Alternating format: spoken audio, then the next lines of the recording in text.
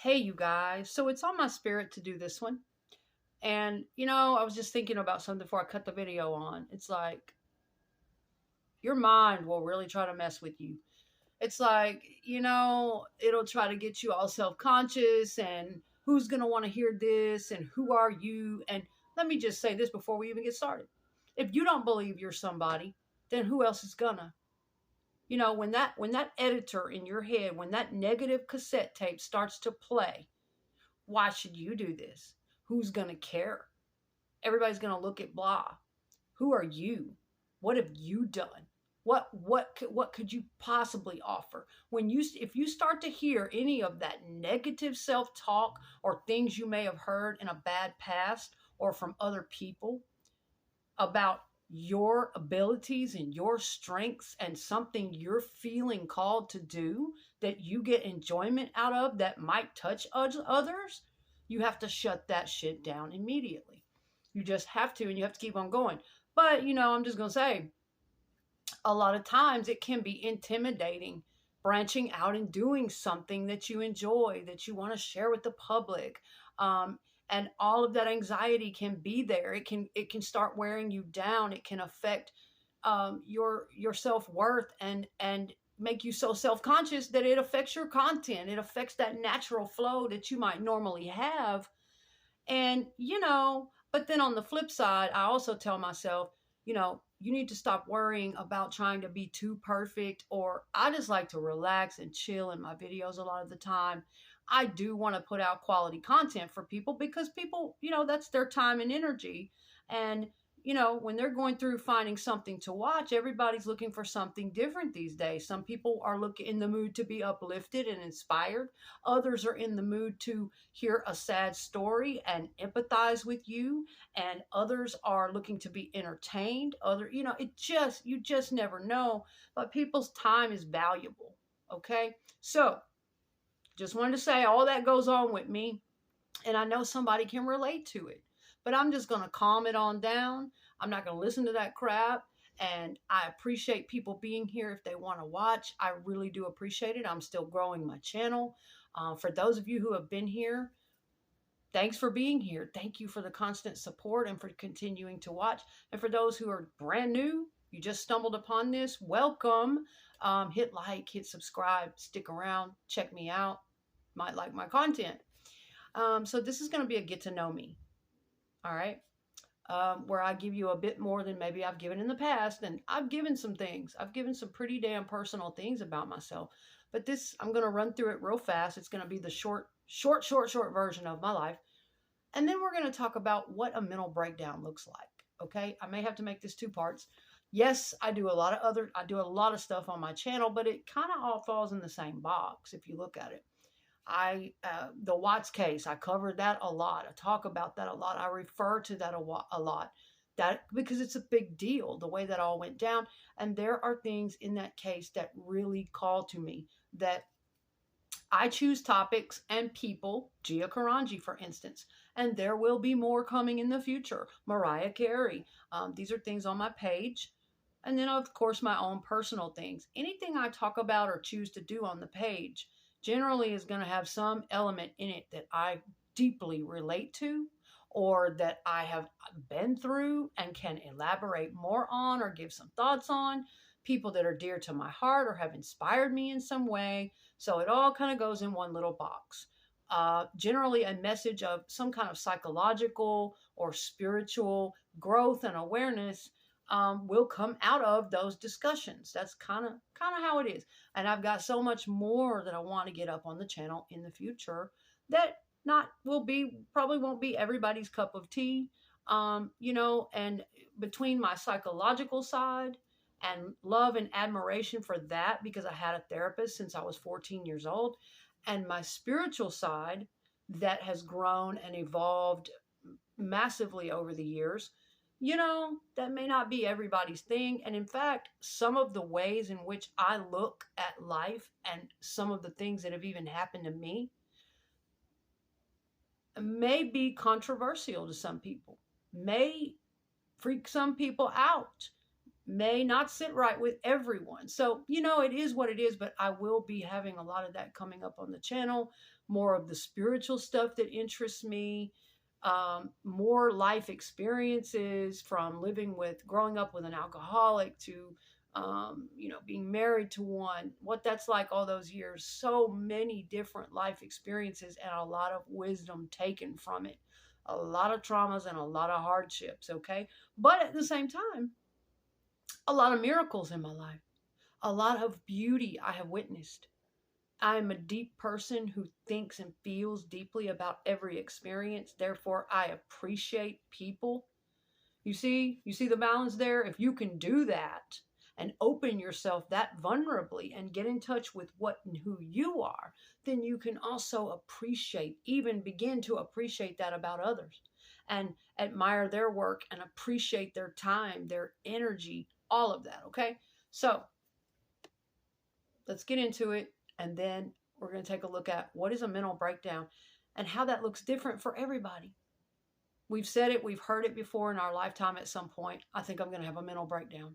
I think I'm going to have a nervous breakdown. I think I'm having a nervous breakdown.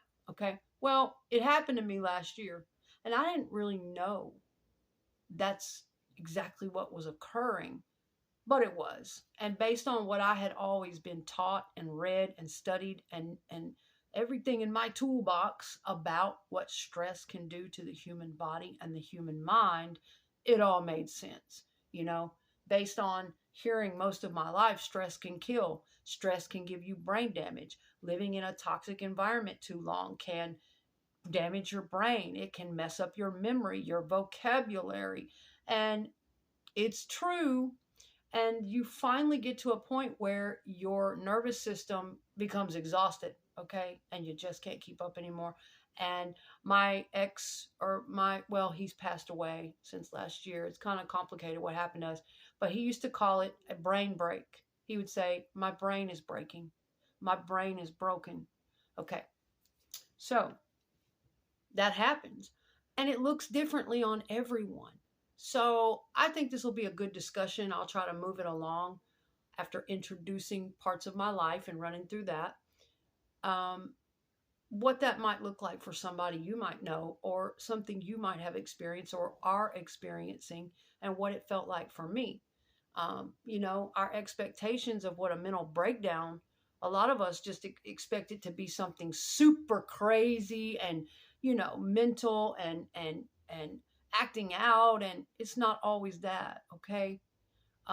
Sometimes it's very subtle, but you feel it inside and you are breaking.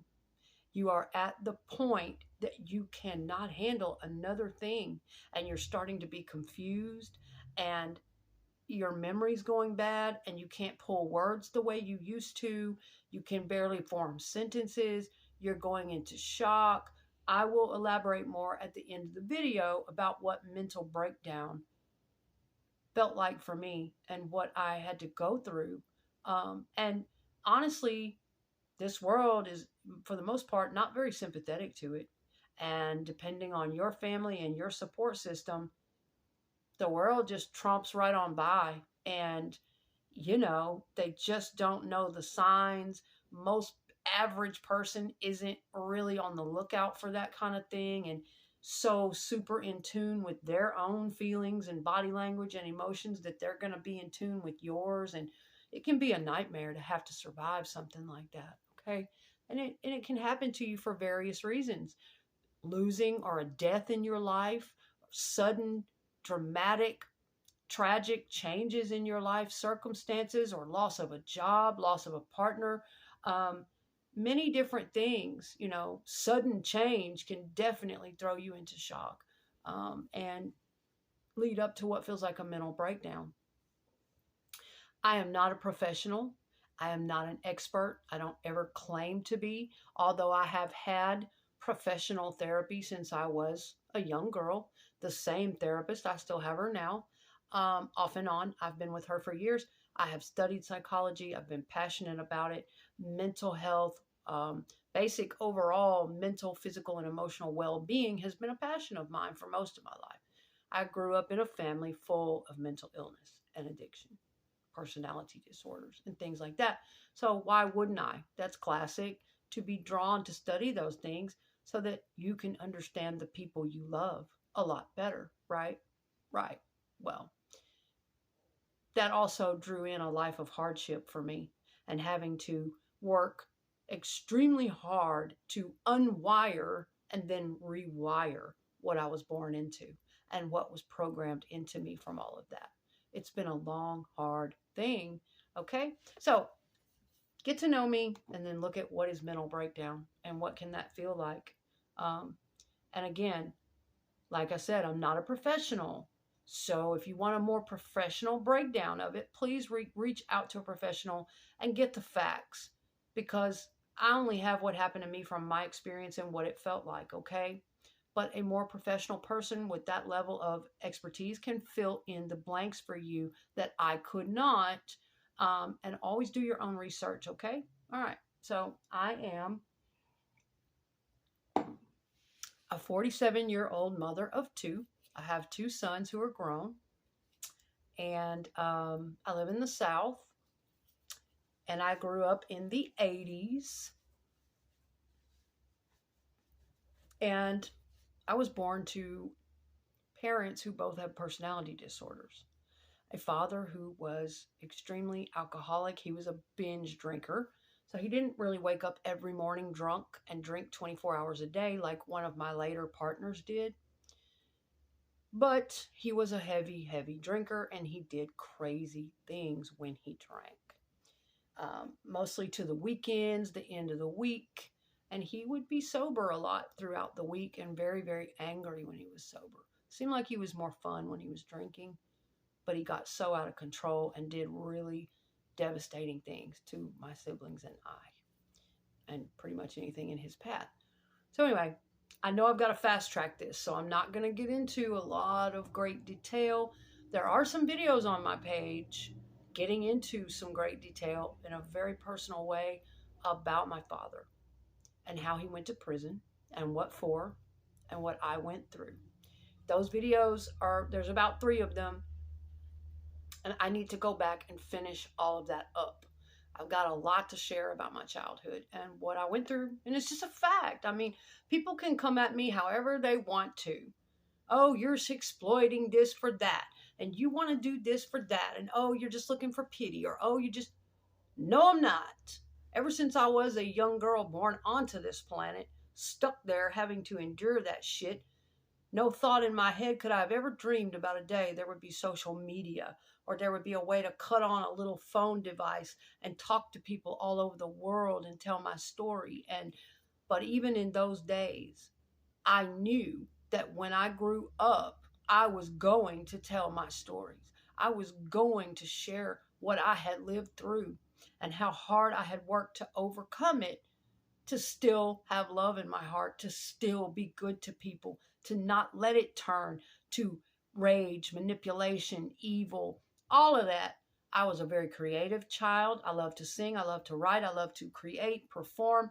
And I knew when I grew up in some way, shape, or form, whether I had to write a book, whether I had to write it in songs, whatever I had to do, I knew that I was going to want to gravitate towards sharing what I had endured, all that I'd seen in my life, and because I'm a very expressive person, and that I would gravitate towards wanting to be of service to others in some way, wanting to help them, not in a professional way. I am in no way trying to disrespect or cut out the experts and professionals. I respect their work and their time very much.